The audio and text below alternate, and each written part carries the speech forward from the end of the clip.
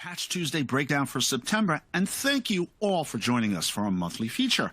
We are thrilled that you can join us today, and boy, do we have a session packed with information for you. My name is Eric Feldman, and I'm a product marketing manager here at Automox, and I'll be covering some of the critical Patch Tuesday updates. We are joined by Chris Haas, who runs security here at Automox. Hey, Chris, please say hello and introduce yourself. Hi, everybody. It's a pleasure to join. Excited to talk about security today. Chris will be discussing key tips for hiring and keeping top security talent in a segment entitled Building a World-Class Security Team. And not pictured is Jay Goodman, who leads our product marketing group and who will be assisting in Q&A during today's webinar. Before we dive in, let's go over a few housekeeping items I'd like to address. First of all, we use the On24 platform for our webinars, and there's a few quick tips here so you can maximize your experience. There's a slide view window, which is where you're seeing the slide now. That's our primary viewing pane, and it's where we'll be walking through today's Patch Tuesday content. Now you can customize this too. You can resize it as you see fit. Now we mute everybody so that we can cover a lot of information. Now, note that there's a Q&A box in the lower right-hand corner, or should be in that ribbon at the bottom. That's where you'll submit any questions you may have. And by the way, we will have a time at the end for questions, but please don't wait till then. If you think about something, just go ahead and answer it right away so we can get you in the queue. So what's on the agenda for today? Now, in our Patch Tuesday webinar series, we organize and prioritize high-impact issues, offering the most vital information that impacts your environment. We'll begin with an overview of Microsoft September patches, and while our focus is on critical vulnerabilities related to Microsoft, we're going to also cover some critical vulnerabilities this month from Adobe and an emergency software patch from Apple. We'll then cover the Microsoft critical vulnerabilities in detail. And after we cover the Patch Tuesday content, we're going to hand it over to Chris, who'll take us through the key steps in hiring top security talent in the segment that I just mentioned, building a world-class security team. And I mentioned about questions. Please use the Q&A box and get them in there as you think about them, and we'll cover them at the end. Now, last but not least, we're giving away a $50 Grubhub gift card this month to someone who correctly answers a trivia question in the QA box. Well, so that being said, let's get into it.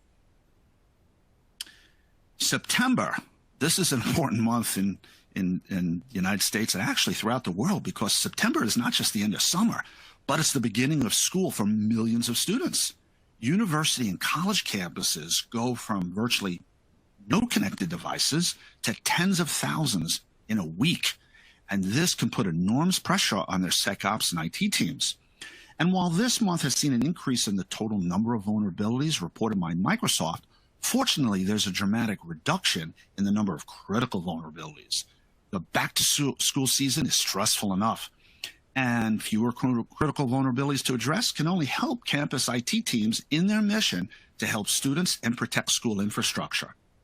Microsoft reported 86 vulnerabilities, 3 of which are rated as critical. In addition, there was one vulnerability that, well, quote unquote, only rated as a high severity, nonetheless was exploited. And in addition, this high security vulnerability was publicly disclosed. September's 86 vulnerabilities were actually the 4th highest monthly total so far this year. And this represents a 68% increase over last month, over August. 68% more vulnerabilities reported this month than last month. Now, September was also higher than the average per month so far this year. We have averaged 77 vulnerabilities per month this year from Microsoft, and so our monthly total this month is higher than that too. But fortunately and thankfully, the 3 reported critical vulnerabilities were 57% less than the 7 reported last month, and dramatically lower.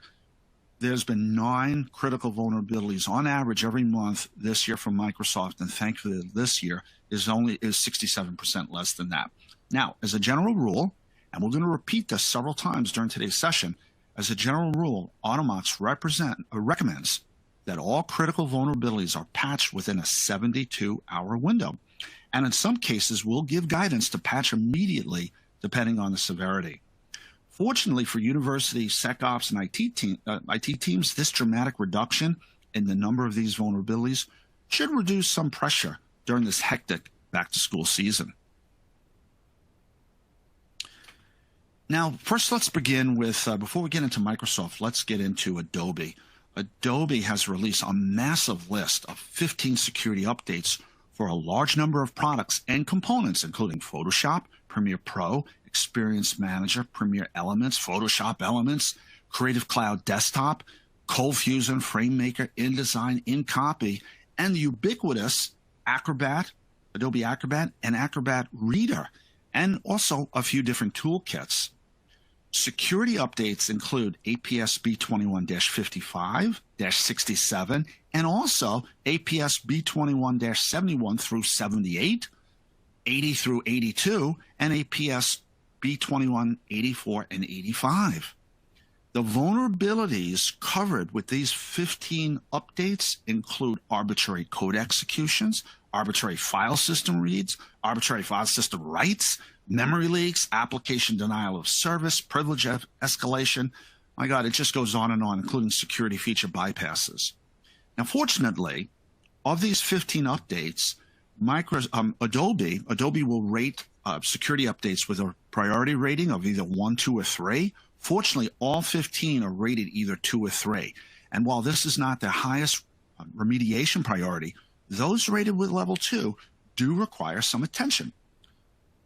According to Adobe, priority 2 vulnerabilities have no known exploits, and also Adobe communicated that they don't anticipate any imminent exploits. So as a result, Adobe recommends that administrators install these updates, quote unquote, soon, which essentially means within 30 days, according to Adobe. Now, for those of these 15 that are rated priority 3, Adobe recommends that administrators, they can install them at their discretion. In other words, they're probably not important. So as you go through these, determine which are the level 2 and 3, and you can make that determination on what's going to impact your environment. Now, let's talk about Apple. Apple just released an emergency software patch for iOS 14.8 and iPadOS 14.8 and the macOS to fix a security vulnerability that could allow hackers to directly infect iPhones and other Apple devices without any user action. While Apple doesn't typically discuss or confirm security issues until an investigation has occurred, news reports have already come out that have attributed the discovery of this vulnerability to researchers at the University of Toronto's Citizen Lab. Now, they claimed that the flaw allowed spyware from the NSO group to directly infect the iPhone of a Saudi activist. Some reports or some attribute or some claim that NSO is the world's most infamous hacker-for-hire firm, but the importance of this discovery, this vulnerability, is it's the first time a zero-click exploit has been caught and analyzed, according to the researchers at Citizen Lab. And they just discovered this malicious code just a week ago, approximately a week ago, on September 7th. Now, due to the serious nature of this vulnerability, Automox recommends the immediate update of all Apple devices, including iPhones and iPads. Now, let's get into the Microsoft updates in detail. First, we're going to start off with CVE 2021-26435. This presents a critical remote code execution vulnerability that was discovered within the Windows scripting engine. While the attack complexity is considered low, successful exploitation does require user interaction, which means an attacker would need to lure a user into opening a specially crafted file. This can be accomplished either through baiting the user to open a malicious file attached to an email, or perhaps through a web-based attack scenario in which there was a specifically crafted file hosted on a compromised website. Since there's no way to force users into visiting the website, an attacker would have to entice users to click a link and then convince them to open the malicious file, once they're on the website. Now, while exploitation of this vulnerability is considered less likely, the number of Windows and Windows Server versions out there impacted should justify immediate prioritization and remediation. Next up, we have CVE 2021-36965. This is a remote code execution vulnerability that impacts various versions of Microsoft Windows 7, 8, and 10, as well as Windows Server via wireless local area network, otherwise known as WLAN. Now, essentially, this vulnerability leverages the mechanism that enables your Windows devices to auto-connect to Wi-Fi. When exploited, attackers gain complete access to your device. The only refuge from an attack is that this vulnerability on its own cannot be weaponized over the internet. It requires a shared physical network, like a college campus, the theme for this month. However, when leveraged along with other vulnerabilities, an attacker that already has a foothold on your network can extend their reach to additional devices. So this we have to take seriously. As weaponization has already likely begun, we recommend patching this within 72 hours or by September 17th. So you got a couple of days left. Next up, CVE 2021-38647. This is a critical vulnerability in the OMI stack, otherwise known as Azure Open Management Infrastructure. This could allow attackers to execute remote code. Now, it's a low complexity exploit that requires no user interaction or elevated privileges. OMI, or Open Management Infrastructure, is a free open source common information model management server that strives to remove obstacles standing in the way of implementing standards-based management so that any device worldwide can then be managed in a, quote, clear, consistent, coherent way and nurture, a rich ecosystem of standards-based management products. Due to the low complexity and low interaction level of this vulnerability, it has been deemed critical and should be patched within 72 hours. Next up, we have one exploited vulnerability that we would like to highlight for immediate action. CVE 2021-40444. Now, this is a nasty Microsoft MSHTML remote code execution vulnerability that was initially disclosed by Microsoft early last week. Microsoft observed targeted attacks in the wild that exploited this vulnerability by using specially crafted Microsoft Office documents. It was later discovered that rich text documents could be used to deliver malicious payloads as well. An attacker could graft a malicious ActiveX control to be used by a Microsoft Office doc or rich text doc that hosts the browser rendering engine. The attacker would then have to convince the user to open the malicious document. Users whose accounts are configured to have fewer rights in the system are probably less impacted than users who operate with administrative user rights. Due to this vulnerability already being used by attackers and a public proof of concept is available, defenders should patch this vulnerability as soon as possible. As a final note, and we've mentioned this several times, Automox recommends that all critical vulnerabilities are patched within a 72-hour window. This is highly recommended to maintain an effective security posture for your organization. All right.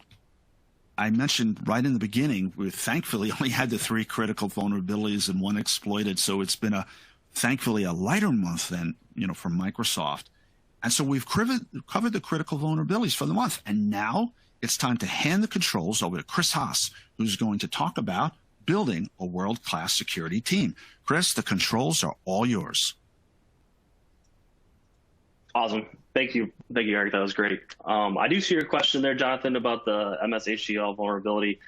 We do recommend that you patch it as soon as possible, although you can implement a workaround.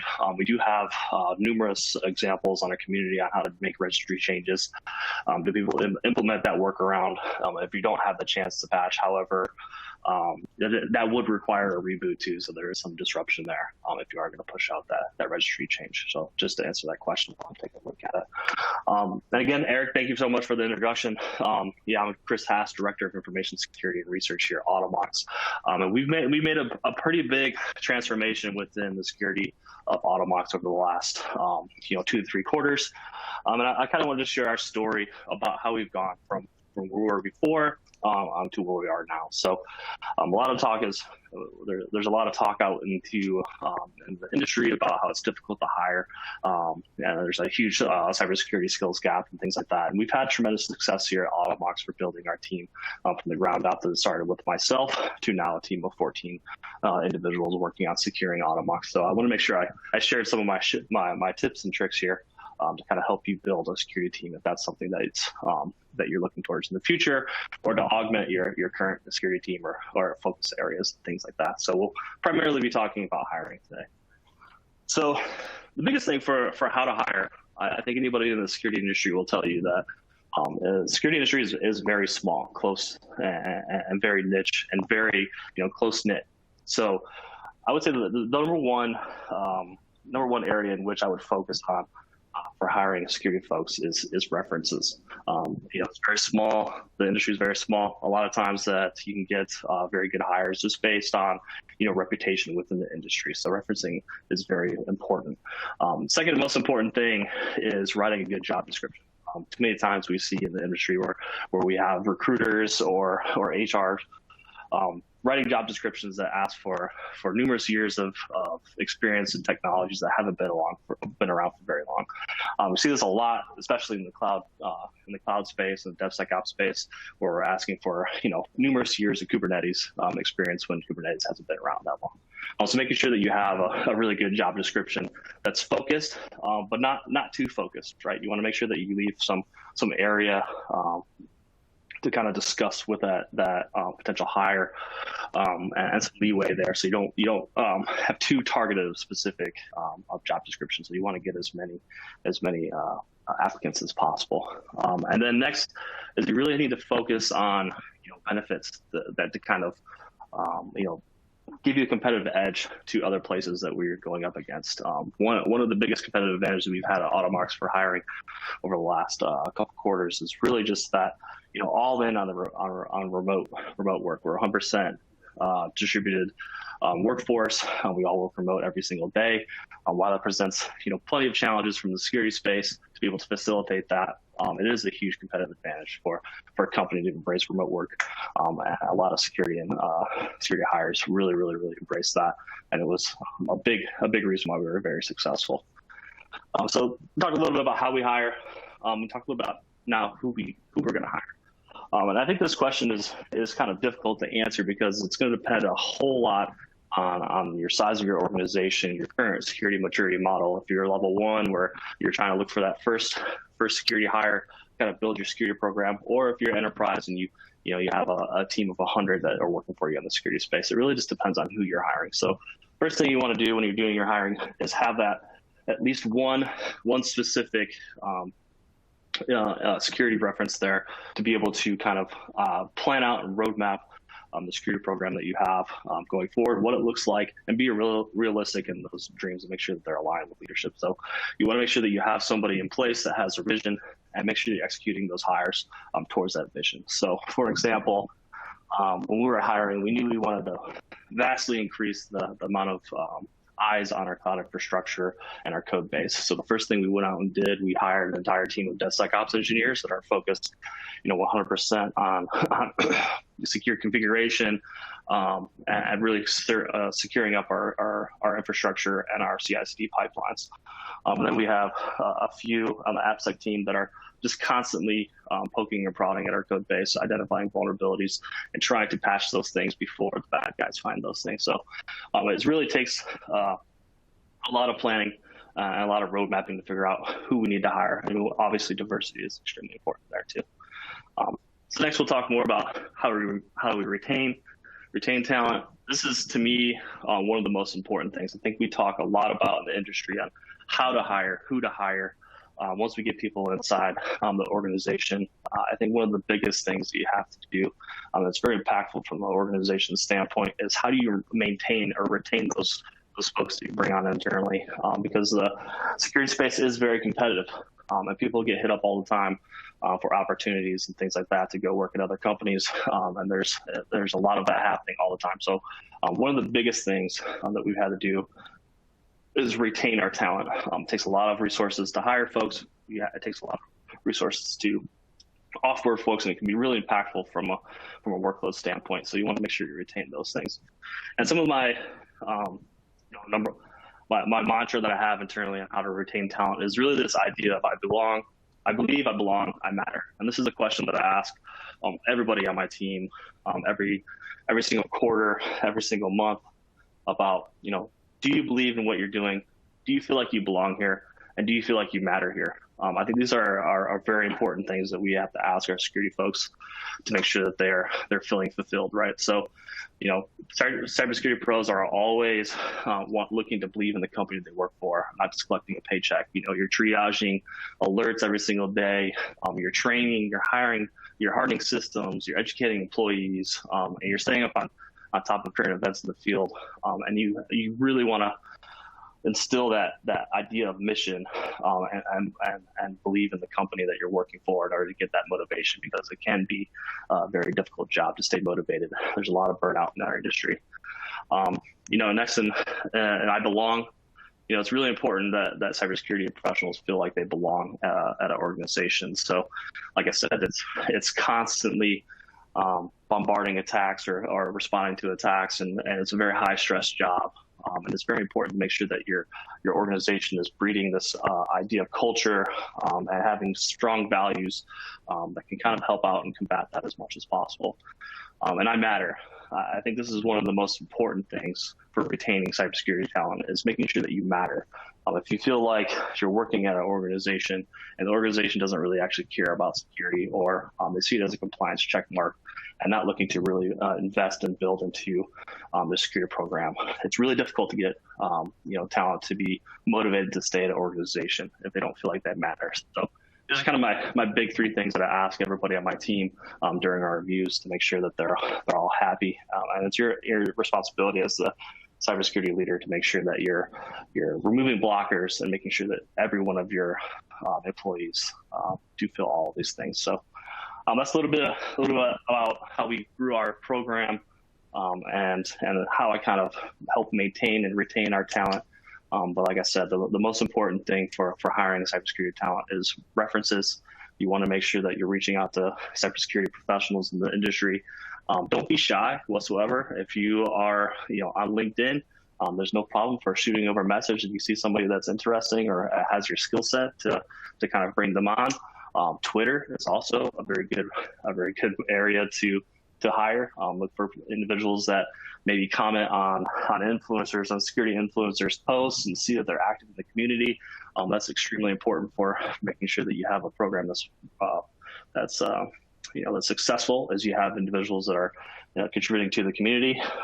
Then you want to make sure that you're hiring exactly for what you're looking for, right? We're moving a lot from the security specialist to the security generalist. So you want to make sure that you're hiring folks that are going to be able to hit the ground running when they come in and be impactful. And then, like I said, for retention, we want to make sure that we're believing in what we're working on, feel like you belong to the organization, and making sure that you matter and that your work matters every single day. So there's some things that I have, some methods and some key areas of our success. And that's all I have for that. So we want to move on to poll questions. Eric, move forward. Well, thanks, Chris, and appreciate your insight and your experience. All right. It's time for Q&A session. Now, I am going to leverage, I don't know if Jay has joined us yet, but we'll go in order. And first question, Chris, I may ask you to help out with this. Question, does Automox patch all Adobe systems by default, or do we have to make custom worklets for this? Yeah, no problem. So we do update some things that are like local applications that are installed in the OS that are supported by Microsoft and other platforms such as like Adobe Reader or other applications that way. But if it's Adobe Creative Cloud or some other applications, you'll have to rely on Adobe's update mechanism to be able to do that. So that would require a worklet. Mm-hmm. Okay. Here's a question that's related. I'm going to jump to, does Automox handle security patches for all third-party installed software or just operating systems and a few like Adobe? Now, I know we publish an extensive list of third-party software that we support natively. Can you comment on that? Yeah, so we do support a vast majority of third-party applications. So we don't just only support core OS updates. And I can get you over that actual URL that tells you who we support. And that is published on our website, so it's available for anyone to take a look at. And I know we add third-party applications or other software all the time. Next up, well, this is an interesting one. A little off the on the topic of your presentation. When hiring a person for a security job, what should we look for? Well, what should you look for? Like I kind of touched a little bit about it when we were speaking, but I really look for somebody that's active in the community and that is continuously contributing to things. So really depending on the position, but looking to see if the individual is actively contributing to any GitHub repos for specialized tooling, anything that maybe they're part of, like for OWASP or other communities, things like that. Looking for folks that are plugged into everyday workings, that they read blogs, that they are pretty current on everything they're looking at, because it shows that they're proactively learning in that space. And that's what you're looking for, are proactive learners on the security team that want to contribute. So those are some big things that I look for. I don't look necessarily for credentials that much. There are a couple of certifications that I do look for that show practical knowledge. I don't put a lot of stake into any type of certification that is 100% kind of based on answering questions from memory. I really look for certifications that show practical experience and things like that. So I really look for somebody that's actively contributing in the community. And that demonstrate that practical knowledge. A good question always when I do interviewing is what's your home lab look like? If you don't have a home lab, then you're probably not practicing on your own. And it shows that not necessarily a negative thing, but it's always good to see people that are proactively actually passionate about security when you're hiring them. That's a terrific answer, and I didn't consider that myself about having a home lab. And a follow-up to that from the same person: what about when that prospective employee, that person, is just starting in cybersecurity? Maybe some tips for someone just starting out. Oh, okay. Yeah, there's tons of free resources out there for you to learn kind of the basics of cybersecurity. So YouTube is a perfect place to go to. It's always a really good spot for you to learn about cybersecurity. There's a lot of programs on there that kind of take you from zero to hero, either writing Python or getting started in offensive pen testing with Kali Linux. There's some cheap labs that you can do, such as like Hack the Box or anything like that gives you a playground or sandbox area to learn offensive security techniques. There's a lot of free information out there. And then obviously there's a lot of universities that have now come up with 6 cybersecurity focused degrees. You can get a master's or doctorate in cybersecurity now. So there's a lot of formal education things that you can do to get started out in that area. But YouTube, Twitter. Twitter is a very good area to go about learning new things. If you follow a few strong cybersecurity influencers, a lot of times you can pick up some good information there too. So, and then also there's always great webinars, right? Like the one we're on now. There's a lot of companies that do really good webinars that you can jump on that usually don't charge anything. Black Hill Security is one that I really enjoy. They do a lot of pay what you can training, which is awesome. So John Strand kind of runs that, and if you can't pay for it, you can't afford it because you're just starting off, or you don't have money to, you can go for free. If you're somebody that's farther along in your career and you have money to contribute, that's always great stuff. So those are always good areas to go kind of learn from the basics to even more expert level kind of topics for those types of things in cybersecurity. This is actually my question. What about pursuing security certifications such as the CISSP? What do you think about that in the hiring process? Do you consider those, at all? Yeah, so I do look for it. I think it's good to have certifications, but like I said, I really look for more practical learning certifications. So like anything from offensive security is going to demonstrate that you had to have passed their practical exam. A lot of things from SANS are actually pretty good. There's home labs that they do within their training, and you do have to get those things from SANS. So they do show some practical learning, but a lot of things that I like to see is practical hands-on experience. So anything that's around offensive security certifications, CREA, which is a reverse engineering certification. That's not as popular as the GREM, but it does include some practical knowledge, things like that. And some Amazon certifications are always great to see too, because we're seeing a lot more security shift to the cloud. So seeing some things there is great. And like I said, CIS was good. It shows a breadth of knowledge throughout the security space. But if you're hiring for certain people, you want to look for some specializations, and I like to see that practical hands-on experience, whether that's through certification or through contributing to tools on GitHub or really just anything in the community that you're working on. Okay. Now, next question here. I'm going to take a stab at this one myself. Question is, can we wait to patch the MS-HTML vulnerability 7 days? We know we need to test for 7 days, to test the devices. And my advice to that is our general guidance is to patch critical and exploited vulnerabilities, quickly and sometimes immediately, depending on the severity. But we understand that organizations have test environments and need to go through that process. The guidance for 72 hours is based on the fact that hackers typically require an average of 7 days to weaponize a critical vulnerability. So it's really just to stay ahead of that potential in that environment where you may be the victim of an attack or an exploit. That's the reason why. But we understand that if you have to your process that requires testing and you're going to require more than 72 hours, that's just the nature of fact with virtually every organization. But our guidance will always be that 72-hour window, just to stay ahead of the curve, if you will. Okay, next up, Chris, maybe you know this. This is a follow-up for 40444, the MS HTML. Does it require a reboot to be fully applied? This particular, yes, this particular I believe patch. so. Yeah. Yep.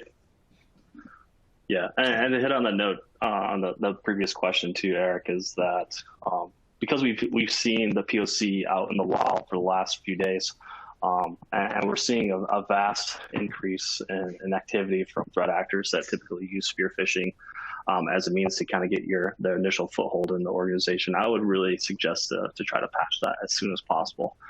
We've seen a lot more activity from Lazarus Group, from a lot of other organizations or advanced persistent threats that use spear phishing, kind of implementing this because it's as easy as writing 6 to 10 lines of code in Java to be able to exploit this. So I would recommend patching that as soon as possible, or getting the workaround in if you can't patch right away, but you'll need to reboot either way. So I just recommend patching as soon as possible.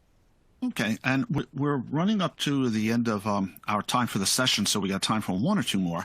A follow-up from another one. I guess this was the big vulnerability this month, the MS HTML vulnerability. A follow-up question is, do we need to perform it? Does the patch include a fix for the vulnerability, or do we need to perform registry key changes in order to apply this the September cumulative update? Yeah, the registry key changes were just a workaround interim until they were able to patch this 0-day, right? So you don't have to do both. You can just install the patch and then you're good to go. But like I said, if you can't patch right now, or there's for any reason that you can't patch, it would be useful to kind of implement that workaround. So you are protected in that way. But I would just, like I said, I always recommend just patching as soon as possible. Okay, and last question before we have to move on and close the session for the month. This is a question about Crowdstrike. I have Crowdstrike, and I'm considering the Automox add-in. Does the add-in have all the same functionality as the standalone? So I'm not sure what the add-in is. Any insight? I don't have crazy amount of expertise in the integration between the two, but from what I understand is the Crowdstrike integration allows us to install the agent on the box, but you'll still have to go into the Automox console to be able to do some of that patching and things like that. So I believe you're still paying for it that way, and you can patch, you can kick off patches within the Crowdstrike console, but I'm not super familiar with our integrations there. All right. Well, thank you everyone for the questions, and thank you, Chris, for the insight. It's time for our trivia question to award a $50 Grubhub gift card to the third person to correctly answer the trivia question. Okay, so everyone get ready. Question's going to appear on your screen in just a second. Okay. Trivia question is, how many security updates were released by Adobe this month? So enter it right into the Q&A chat box. Third person is the winner. Oh, we got a winner. Okay, hold on. Just getting a lot of answers coming up on really quick. 1, 2, 3. Okay. Daipen, you're the winner. Okay. Daipen's the winner. Taylor, could you please note that?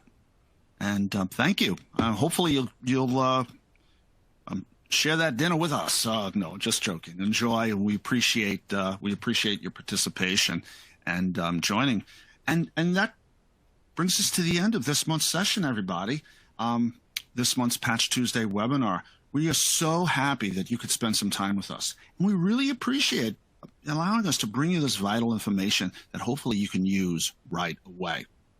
Now, to get the latest updates from Automox, be sure to follow us on LinkedIn, Twitter, Facebook, etc.